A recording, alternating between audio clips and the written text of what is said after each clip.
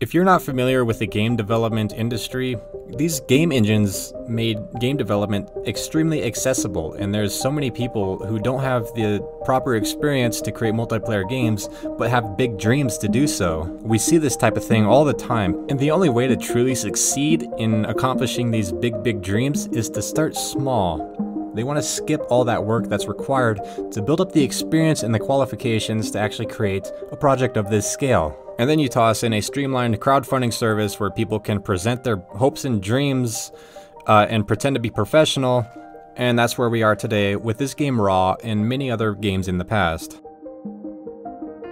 Killer Whale Games have really backed themselves into a corner here. And the reason I say that is because they presented this highly professional product, and they set very high expectations for all the backers slash investors slash gamers. A sizable portion of the backers have grown suspicious of this project, and they requested gameplay videos.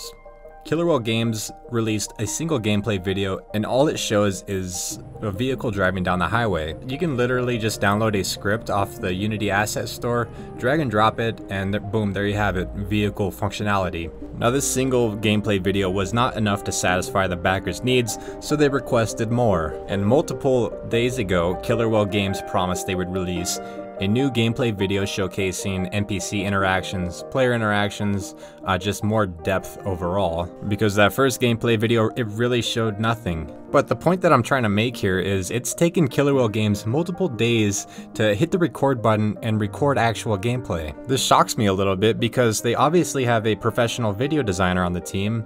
He damn well knows how to hit that play button and record some gameplay.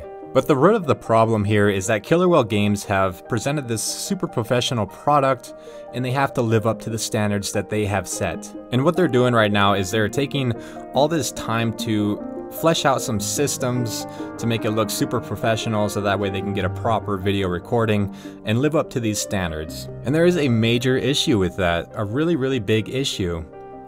A game of this magnitude, which requires multiplayer functionality, you simply can't program something from zero to professional in a matter of days.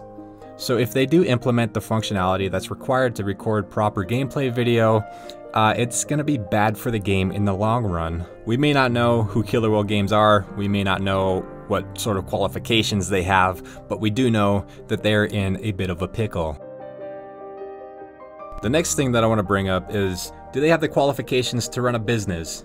Do they have the experience to handle $180,000 cash? Do they know how to hire people? Do they know what sort of talent to look for when hiring people? Killer Whale Games went from zero to hero, except they aren't heroes yet. Killer Whale Games went from having no weight on their shoulders to having the weight of over 3,000 investors on their shoulders. Yesterday, these were just a couple of regular dudes just living their life. Now, all of a sudden, there's over 3,000 people looking at them, watching them, invested in them. Do these guys really have the experience to handle this sort of responsibility? The way I see it, their lack of experience is just gonna end up blowing away all this money. It's gonna be used inefficiently, and before you know it, they need more money, they're not reaching deadlines, the project's been delayed a year or two or more, which we've seen many times in the past with these Kickstarter projects. And these guys who tried to go from zero to hero all of a sudden have well over 3,000 people pissed off at them. Now there's surely been quite a few successful Kickstarters. I sifted through and looked into a bunch of these successful Kickstarter projects which resulted in quality products, and a lot of these were created by companies or people with prior game development experience. Experience releasing, publishing games, experience developing games, just generally people with experience in this field. And there were a lot of successful Kickstarters which were created by indie teams or people with little to no experience as well, but these ones were not large-scale multiplayer games. They were typically just 2D games with a good story and nice art. Game development is a process. As with everything else, you start from nothing, you tinker, you make mistakes, and you learn. You iterate and enhance your skill sets throughout the course of years to become a master or professional or whatever. Now imagine if Killer Whale Games was a very inexperienced actor and all of a sudden they got tossed into a blockbuster Hollywood high-profile movie. They don't have the experience to play the role. Alright guys, that's all I wanted to say. If you enjoyed this video, make sure you subscribe and hit that like button. Stay tuned for more content in the future. Thanks for watching. Have a good day.